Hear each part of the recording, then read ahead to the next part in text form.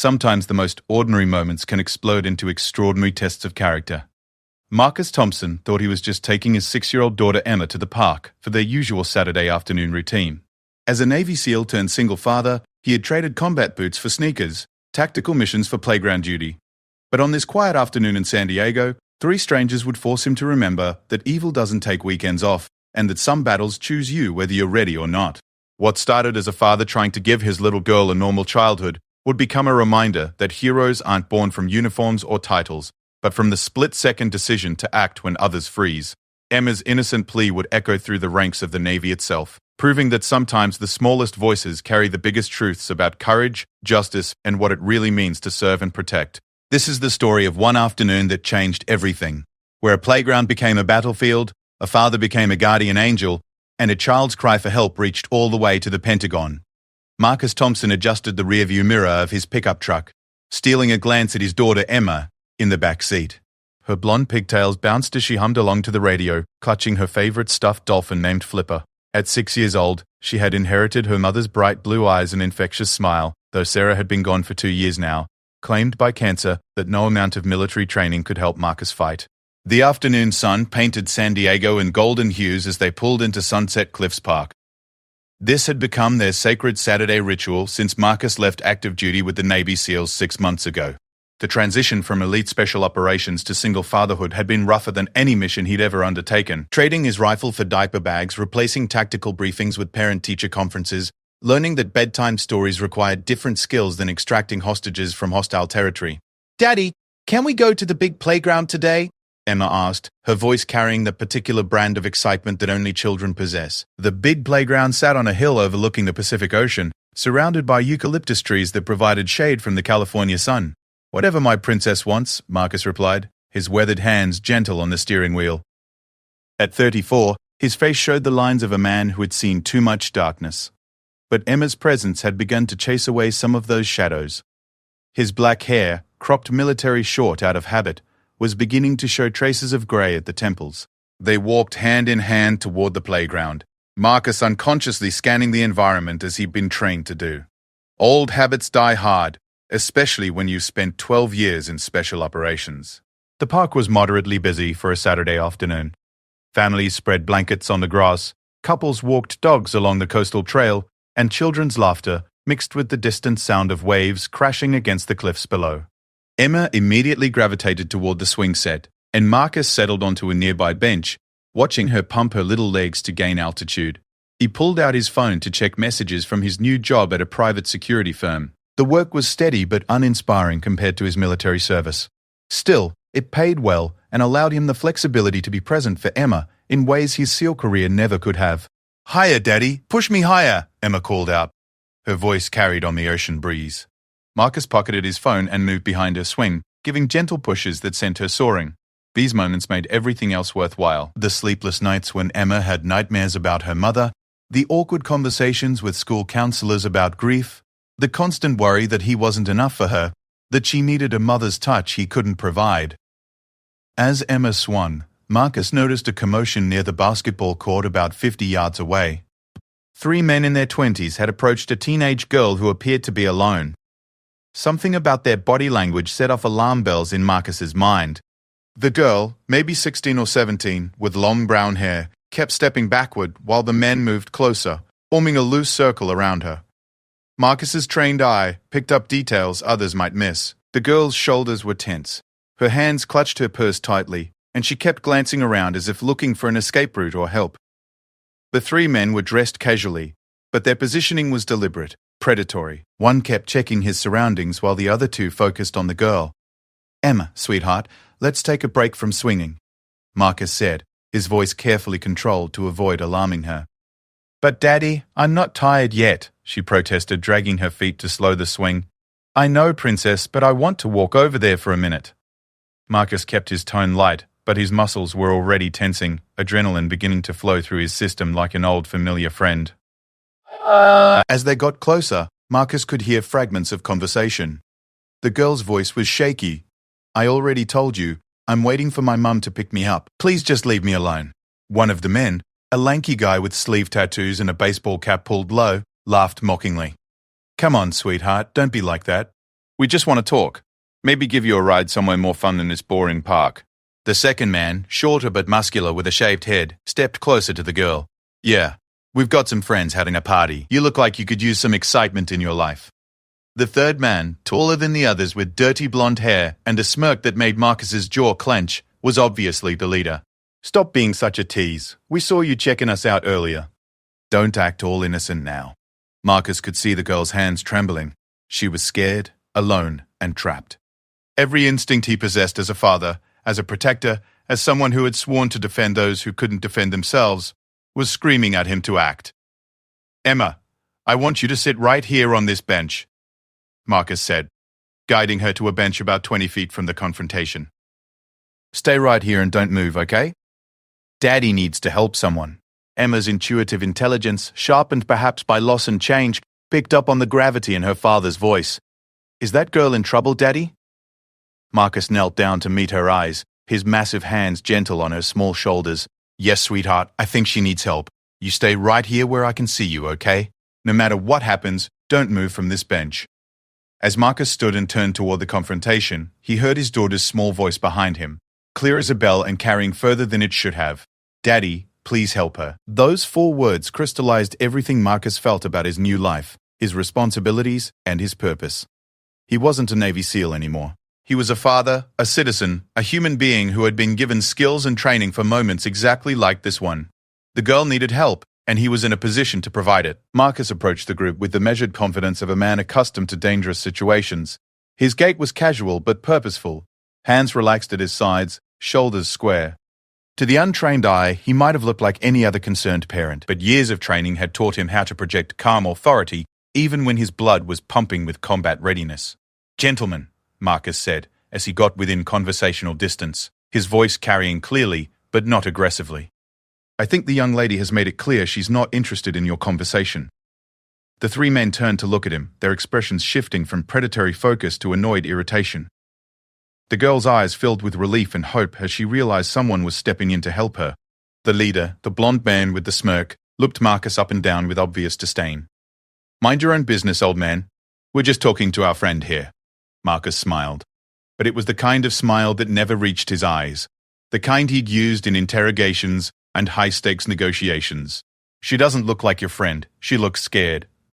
And she looks like she wants you to leave her alone." The girl found her voice, emboldened by Marcus's presence. "I don't know these men. They won't leave me alone, and I asked them to stop following me." The muscular man with the shaved head stepped toward Marcus, trying to use his size to intimidate. "Look, hero, why don't you walk away before you get yourself into something you can't handle? This doesn't concern you."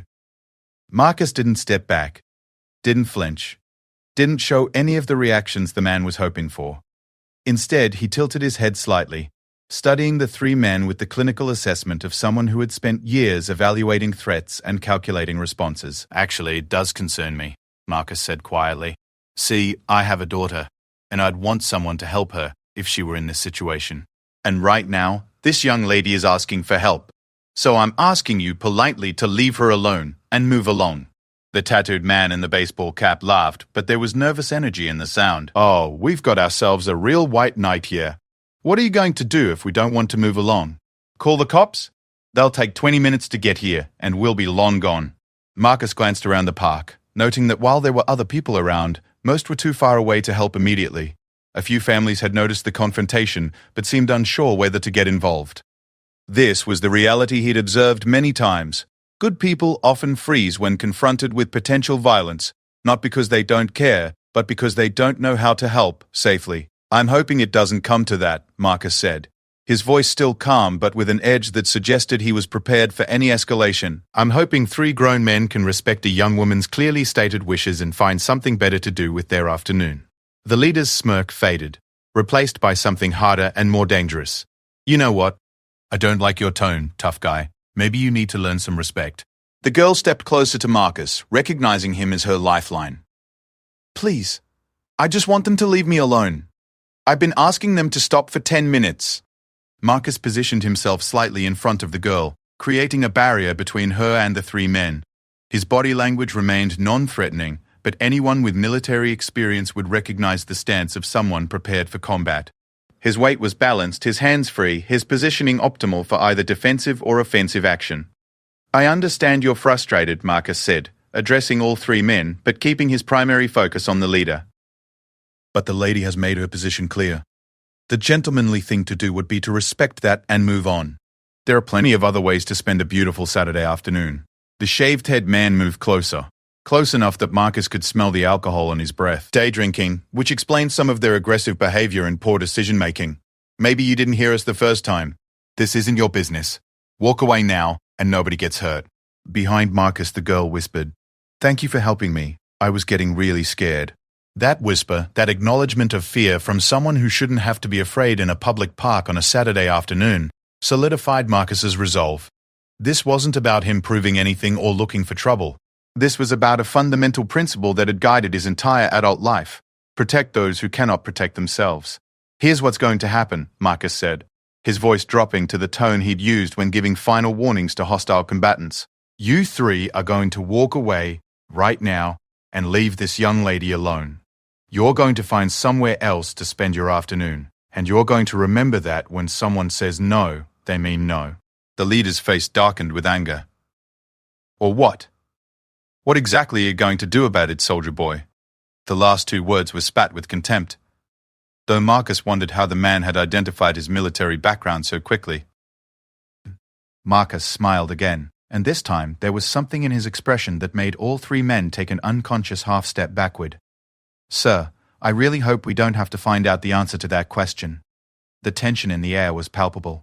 Other park-goers had begun to notice the confrontation, some pulling out phones, others gathering their children closer. The girl behind Marcus was trembling, but no longer looked hopeless. She had found an ally, and despite the escalating situation, she felt safer than she had in the past 15 minutes. The leader looked at his two companions, and Marcus could see them silently communicating, weighing their options. They had expected easy intimidation, a lone girl with no one to help her. They hadn't expected resistance, especially not from someone who carried himself with the quiet confidence of a trained warrior. The moment balanced on a knife's edge, and Marcus knew that the next few seconds would determine whether this ended peacefully or violently. He hoped for peace, for the girl's sake, for his daughter watching from the bench, for these three men who were about to make a decision that would impact the rest of their lives. But he was prepared for any outcome, because that's what protectors do. They prepare for the worst while hoping for the best, and they never ever back down when someone vulnerable needs their help. The leader made his choice, and it was the wrong one. "You know what? I'm tired of listening to this wannabe hero," he snarled, lunging forward with his right fist aimed at Marcus's jaw. It was a sloppy, telegraphed punch thrown by someone who had probably won most of his fights through intimidation rather than skill. Marcus moved like water, his body remembering 12 years of combat training as if he'd never left the teams. He stepped to his left, letting the punch sail harmlessly past his face while his right hand shot up to grab the attacker's wrist. In the same fluid motion, Marcus pivoted and used the man's own momentum to send him stumbling past, off balance and vulnerable. The second attacker, the muscular man with the shaved head, came in fast from Marcus's right side, throwing a wild haymaker. Marcus ducked under the swing and drove his shoulder into the man's solar plexus, lifting him slightly off his feet and dumping him backward onto the grass with a technique that was part wrestling, part jiu-jitsu, and entirely effective. The third man, the one with the tattoos and baseball cap, hesitated for a crucial second, watching his two friends neutralized with an efficiency that spoke of professional training. That hesitation cost him the initiative. Marcus closed the distance between them in 2 quick steps, grabbed the man's jacket with his left hand, and drove his right elbow into the soft spot just below the ribcage. The tattooed man doubled over, gasping for air, and Marcus used a leg sweep to take him to the ground alongside his companions. The entire confrontation had lasted less than 20 seconds, and to observers, it looked more like a carefully choreographed dance than a violent altercation. The girl stumbled backward, her hands pressed to her mouth in shock and relief. She had expected violence, but nothing like the controlled, precise way Marcus had handled 3 larger attackers without seeming to break a sweat. "Stay down," Marcus said calmly, his voice carrying absolute authority. The 3 men were groaning on the grass, none seriously injured, but all very aware that they had badly misjudged their opponent. "All of you, stay exactly where you are." Marcus pulled out his cell phone and dialed 911, keeping his eyes on the 3 men, while positioning himself between them and the girl. "This is Marcus Thompson at Sunset Cliffs Park. I need police response for an attempted assault." 3 male subjects tried to force themselves on a minor.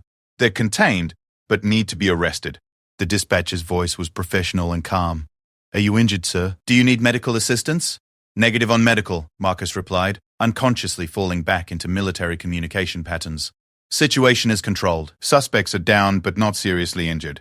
Requesting police response for statements and arrest." As he hung up, Marcus turned to check on the girl, who was sitting on a nearby bench, shaking with adrenaline and relief. "Are you okay? Did they hurt you at all?" She shook her head, tears streaming down her face. "They didn't touch me, but they kept saying horrible things and wouldn't let me leave." "I was so scared. Thank you. Thank you so much for helping me." Marcus knelt down beside her, his expression gentle but alert as he kept one eye on the 3 men who were slowly sitting up, looking dazed and defeated. "What's your name, sweetheart?" "Jessica," she whispered. "Jessica Martinez. I'm 16. I was waiting for my mum to pick me up from volleyball practice, but she got stuck at work and was running late. Those guys just started following me around the park."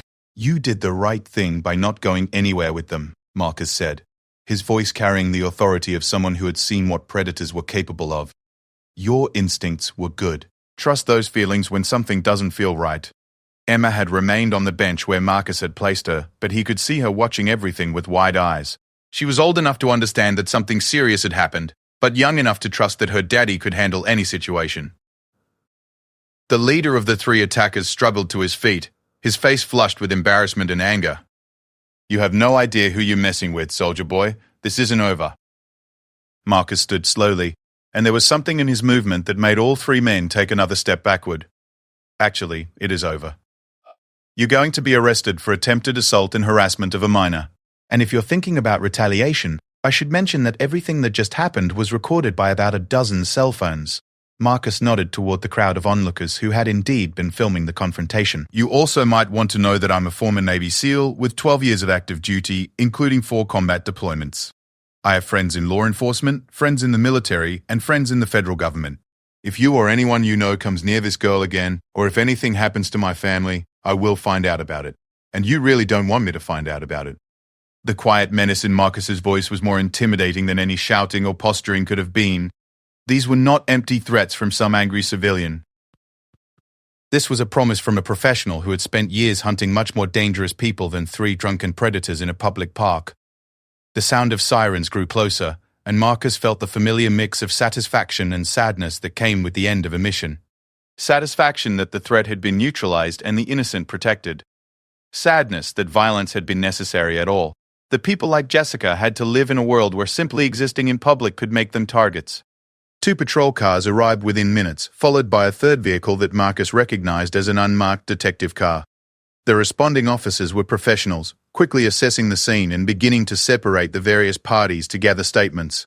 Officer Sarah Chen, a 10-year veteran of the San Diego Police Department, approached Marcus first. "Mr. Thompson?" "I'm Officer Chen. The dispatcher said you called in an attempted assault." Marcus gave a clear, factual account of what had transpired, from his initial observation of the girl's distress to the physical confrontation when peaceful resolution failed. He was careful to emphasize that he had tried to de-escalate the situation and had only used force when directly attacked. These 3 men surrounded a 16-year-old girl, ignored her request to be left alone, and became increasingly aggressive when she refused their advances, Marcus explained. "I intervened verbally, they escalated to physical violence, and I defended myself and the victim using minimum necessary force to neutralize the threat." Officer Chen nodded, taking notes. "And your background, Mr. Thompson?" "The way you handled 3 attackers suggests some training. Navy SEAL, retired 6 months ago. 12 years active duty, multiple deployments. Currently working private security." Marcus handed over his identification and concealed carry permit without being asked. Meanwhile, Detective Mike Rodriguez was interviewing Jessica, who was gradually calming down as she realized she was truly safe. Her mother had arrived, called by Jessica during the commotion, and was now holding her daughter while giving her own statement about the strange men who had been calling and texting Jessica's phone for the past week. "There's more to this than a random encounter," Detective Rodriguez told Officer Chen quietly. "The girl says these guys have been stalking her. They somehow got her phone number and have been harassing her online. This was escalating to an in-person confrontation. The three attackers were now in handcuffs, being loaded into separate patrol cars. Their stories were contradictory and offensive, each trying to minimize their own involvement while blaming the others. The leader kept insisting they were just trying to be friendly, despite multiple witnesses who had heard their increasingly aggressive language and seen their intimidating behavior. Emma had been patiently waiting through all the police interviews, but Marcus could see she was getting tired and confused by all the activity. He approached Officer Chen, who had finished taking his statement. "Officer, I need to get my daughter home. Do you need anything else from me tonight?" Officer Chen smiled at Emma, who gave a small wave in return. "I think we have everything we need, Mr. Thompson. Detective Rodriguez might follow up with some additional questions, but you're free to go. And thank you. What you did today probably prevented something much worse from happening to that girl." As Marcus and Emma walked back toward their truck, Jessica broke away from her mother and ran over to them. Her face was still tear-streaked, but her eyes were bright with gratitude. "Mr. Thompson, I don't know how to thank you. I was so scared. And you saved me." She looked down at Emma, who was holding her father's hand and watching the interaction with serious eyes. "You have a very brave daddy." Emma looked up at her father with pride and then back at Jessica. "My daddy is a hero. He was a Navy SEAL, and now he protects people." Jessica knelt down to Emma's level. "Well, your daddy definitely protected me today. I'm going to remember this forever, and I'm going to tell everyone I know about how a good man stood up when it mattered." As they drove home, Emma was unusually quiet, processing the events she had witnessed. Finally, she spoke up from the back seat. "Daddy, those men were bad, weren't they?" Marcus glanced at her in the rearview mirror, choosing his words carefully. "They were making bad choices, sweetheart. They were scaring that girl and not listening when she asked them to stop. Sometimes people need help, and sometimes we're in a position to help them. Like when you help me reach things that are too high?" Marcus smiled at her simple analogy. "Exactly like that, princess. Sometimes people need different kinds of help, and if we can help safely, we should." "I was proud of you, Daddy," Emma said quietly. "Even though it was scary, I was proud that you helped her." Those words hit Marcus harder than any punch the three men could have thrown. His daughter had watched him make the choice to risk his own safety for a stranger, and instead of being frightened or disapproving, she was proud.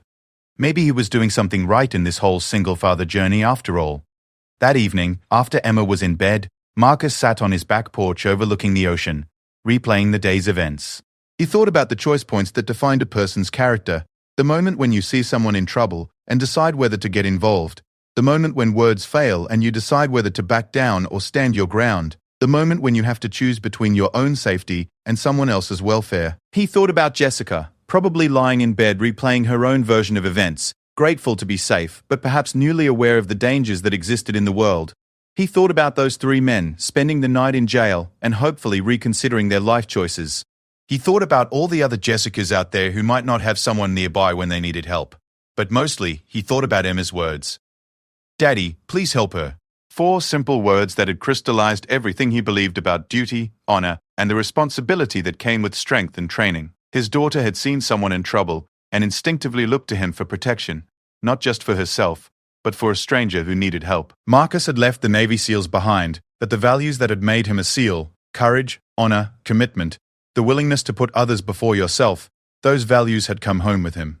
Today had proven that being a protector wasn't about the uniform or the mission orders. It was about the character that made you step forward when others stepped back, stand up when others stayed seated, speak out when others remained silent. As he sat in the gathering darkness, Marcus felt a peace he hadn't experienced since leaving active duty. He was exactly where he needed to be, doing exactly what he was meant to do. Protecting his daughter, yes, but also being the kind of man she could look up to, the kind of father who would teach her that good people help those in need, even when it's difficult or dangerous. Tomorrow would bring new challenges, new responsibilities, new opportunities to choose between the easy path and the right path. But tonight, Marcus Thompson slept well, knowing that when the test came, he had chosen correctly. He had been the man his daughter needed him to be, the man Jessica needed him to be, the man his own values demanded him to be. And in a world that often seems short on heroes, that was enough. Sunday morning arrived with the kind of perfect San Diego weather that made Marcus grateful every day for choosing this place to raise his daughter. Emma was still asleep when his phone rang at 7:30 a.m. The caller ID showing a number he didn't recognize, but with an area code that made him suspicious it might be work-related. Thompson, he answered, his voice carrying the crisp professionalism of his military years. Marcus, this is Captain Jennifer Walsh, Naval Special Warfare Command. I hope I'm not calling too early, but I wanted to reach you personally about yesterday's incident at Sunset Cliffs Park. Marcus sat up straighter, immediately alert. Captain Walsh was not someone who would call about routine matters, and the fact that news of yesterday's confrontation had reached Naval Special Warfare Command within hours suggested this was more significant than a simple local police matter. Good morning, ma'am. I'm not sure what you might have heard, but it was a straightforward civilian matter handled by local law enforcement, Marcus replied carefully. Captain Walsh's laugh held a note of respect. Marcus, when a recently retired SEAL single-handedly takes down 3 suspects who are harassing a minor, and it gets recorded by multiple witnesses and posted on social media, it tends to get noticed pretty quickly, especially when the footage shows textbook tactical responses and professional-level situational awareness. Marcus closed his eyes, remembering the cell phones that had been filming. In today's connected world, nothing stayed local for long. I see. Is there a problem, Captain? On the contrary, there's been a very positive response. The video has been shared thousands of times with comments about military training, protecting innocence, and responsible use of force.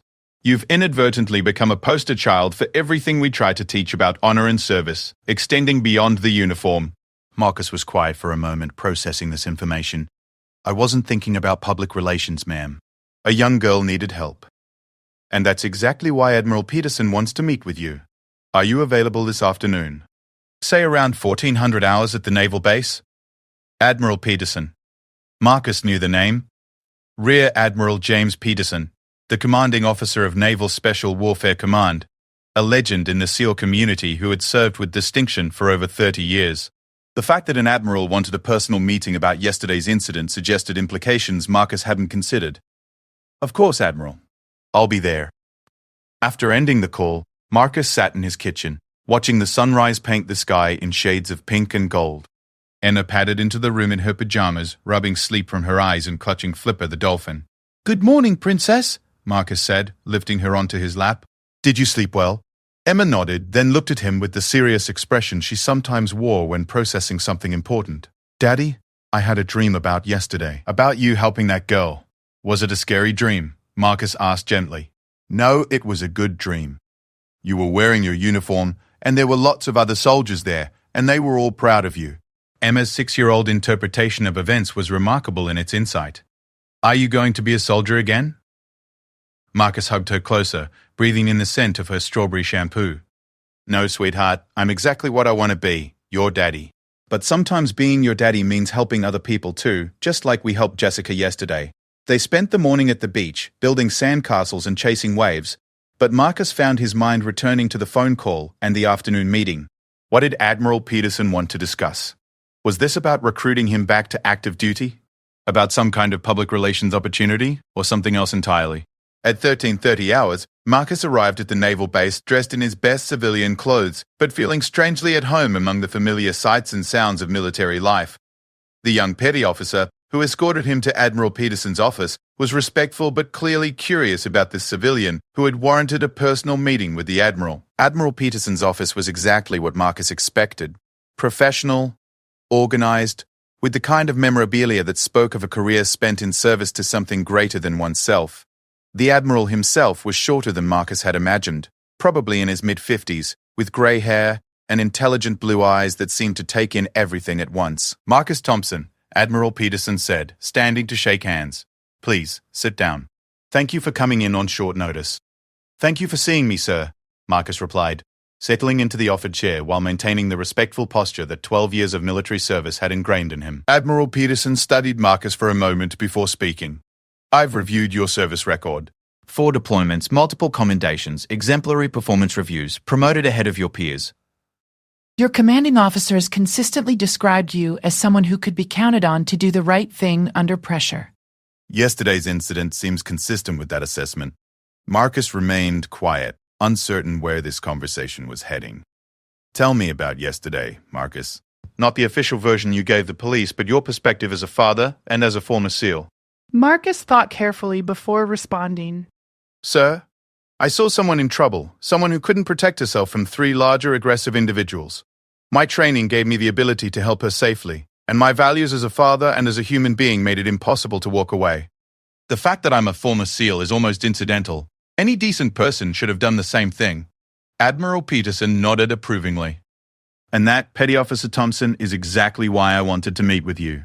The Admiral used Marcus's former rank deliberately, a reminder of the bond that connected all who had served. Sir, we have a problem in naval special warfare, Marcus. We're facing a recruitment crisis not in terms of numbers, but in terms of quality candidates who understand what we're really about. Too many young people see special operations through the lens of movies and video games. They want the excitement and the status, but they don't understand the deeper calling, the commitment to protection, sacrifice, and service that makes someone truly special operations material. Admiral Peterson pulled out a tablet and showed Marcus a video. It was cell phone footage from yesterday's incident, showing the confrontation from start to finish. Marcus watched himself move with efficient precision, neutralizing 3 threats while protecting an innocent, using exactly the amount of force necessary and no more. This video has been viewed over 2 million times in less than 24 hours, Admiral Peterson said. The comments are remarkable. People are calling you a hero, praising your restraint, your precision, your obvious protective instincts. They're seeing what special operations really looks like when it's not Hollywood fantasy, but real-world application of values and training. Marcus began to understand where this conversation might be going. I want you to consider coming back, Marcus. Not to operational teams. I know you have a daughter who needs you, but to training command. Help us teach the next generation of SEALs what it really means to be a quiet professional, someone who uses their skills to protect rather than to intimidate, someone who understands that true strength comes from restraint and wisdom, not from the ability to inflict violence. The offer hung in the air between them. Marcus thought about his current job, which paid well but felt empty compared to the sense of purpose he'd known in the teams. He thought about Emma, and whether this kind of work would allow him to be the father she needed. He thought about all the young men who might benefit from the hard-won lessons he'd learned over 12 years of service. Admiral, I'm honored by the offer, but I need to consider how this would affect my daughter. She's my first priority now. Of course she is, and that's part of what makes you perfect for this role. The training command is based here in San Diego, normal business hours, minimal travel. You'd be teaching leadership, ethics, decision-making under pressure. The kind of foundational skills that separate true professionals from people who just happen to pass physical training. Admiral Peterson leaned forward, his expression earnest. Marcus, yesterday you showed your daughter what it means to stand up for someone who can't stand up for themselves. Imagine the impact you could have teaching that same lesson to hundreds of young SEALs over the coming years. Imagine the ripple effect of that training as those men go on to lead others. Marcus thought about Emma's words. Daddy, please help her. He thought about Jessica Martinez, who was safe today because someone had chosen to act rather than look away. He thought about all the future Jessicas who might be protected by SEALs who had learned not just how to fight, but why to fight and when not to fight. What would the timeline look like? Marcus asked. Admiral Peterson smiled, recognizing the question as a positive sign. We'd want you to start with a pilot program in 6 weeks, teaching a course on ethical leadership and decision-making to new SEAL candidates. If it goes well, we'd expand your role gradually. Full benefits, excellent pay, and the knowledge that you're shaping the future of naval special warfare. Marcus stood to leave, his mind churning with possibilities. Admiral, I need to discuss this with my daughter. She deserves to have input on decisions that affect our life together. Take all the time you need, Admiral Peterson said, standing to shake Marcus's hand again. But Marcus, I hope you'll seriously consider it. What you did yesterday reminded a lot of people what we're supposed to be about. We need that reminder in our training programs. That evening, Marcus sat Emma down for what he had come to think of as one of their grown-up conversations, the talks where he treated her as an intelligent person capable of understanding important family decisions. Princess, do you remember how I used to be a Navy SEAL, and now I work for a security company? Emma nodded solemnly. You protected people before, and you protect people now, just differently. Her understanding of his career transition was remarkably sophisticated for a 6-year-old. Well, Admiral Peterson, he's like a very important boss for Navy SEALs. Asked me if I wanted to come back and teach new SEALs how to be good at their jobs. Emma considered this seriously. Would you have to go away like you used to? No, sweetheart. I would work here in San Diego, normal hours, and I'd be home every night for dinner and bedtime stories. Would you be helping people? Marcus smiled at her question. Yes, but in a different way. I'd be teaching other people how to help people the right way, like we helped Jessica yesterday. Emma was quiet for several minutes, a trait she'd inherited from her father, the tendency to think through important matters thoroughly before speaking. Finally, she looked up at him with those serious blue eyes. Daddy, I think you should do it. Yesterday made you happy in a way your other job doesn't. And if you teach other people to help, then lots more people like Jessica will be safe. Her wisdom continually amazed him. At 6 years old, she had grasped something essential about purpose and fulfillment that many adults never understood. Are you sure, Princess? It would mean some changes for us. Emma climbed into his lap, something she still did when conversations felt particularly important. Daddy, you always tell me that we should use our talents to help people. You're really good at protecting people and teaching them things. I think you should use those talents. That night, Marcus called Admiral Peterson. Admiral, this is Marcus Thompson. After discussing it with my daughter, I'd like to accept your offer. Outstanding, Marcus. I think this is going to be the beginning of something very positive. Not just for you, but for Naval Special Warfare and for all the people who will benefit from the training you'll provide. 6 weeks later, Marcus stood in front of his first class of SEAL candidates, looking at young faces filled with determination, ambition, and the kind of naive confidence that comes from never having been tested in ways that matter. Gentlemen, he began, my name is Marcus Thompson, and I'm here to teach you something that's not in any manual, but is more important than any tactical skill you'll learn. I'm here to teach you how to be quiet professionals, how to use your strength to protect rather than intimidate, and how to make the right choice when no one is watching. He clicked to his first slide, which showed a simple quote. True nobility is not about being superior to another man. True nobility is about being superior to your former self. 2 months ago, I was at a park with my 6-year-old daughter when I saw 3 men harassing a teenage girl. In that moment, I had to choose between staying safe and comfortable or stepping forward to help someone who couldn't help herself. The choice I made wasn't about being a SEAL. It was about being a human being who had been given the skills and training to make a difference. Marcus looked around the room, seeing that he had their complete attention. Over the next few weeks, I'm going to teach you how to make that same choice, not just once, but consistently, for the rest of your careers. Because being a SEAL isn't about the uniform, or the trident, or the reputation. It's about being someone others can count on to do the right thing, even when it's difficult, even when it's dangerous, even when no one will ever know you did it. One of the candidates raised his hand. Sir, what happened to the girl, the one you helped? Marcus smiled, thinking of the letter Jessica Martinez had sent him the previous week, telling him about the self-defense classes she'd started taking and her plan to major in criminal justice because she wanted to help other victims of crime. She's doing well, gentlemen. She's stronger now, more confident, and she's decided to dedicate her life to helping others who find themselves in similar situations. One act of protection created a ripple effect that will likely help many more people over the years. That's the power you'll have as SEALs, not just to solve individual problems, but to inspire others to become protectors themselves. As Marcus began his first lesson, he thought about the journey that had brought him here. From the beaches of Afghanistan to the playgrounds of San Diego. From active duty SEAL to single father to instructor and mentor. Each phase had prepared him for the next, building toward this moment where he could take everything he'd learned about courage, sacrifice, and protection, and pass it on to the next generation. Emma had been right, as she often was with her simple, clear wisdom. This work made him happy in a way his security job never had. He was using his talents to help people, not just directly, but by teaching others to help people. The impact would multiply far beyond anything he could accomplish alone. That evening, as he helped Emma with her homework and listened to her chatter about her day at school, Marcus felt a deep sense of contentment. He was exactly where he was supposed to be, doing exactly what he was meant to do. The quiet professional, protecting his daughter, serving his community, and training the next generation of protectors. Sometimes the most important battles aren't fought with weapons or tactics, but with the courage to step forward when someone needs help, the wisdom to use strength responsibly, and the commitment to pass on the values that make civilization possible. Marcus Thompson had found his new mission, and it was one that would last the rest of his life.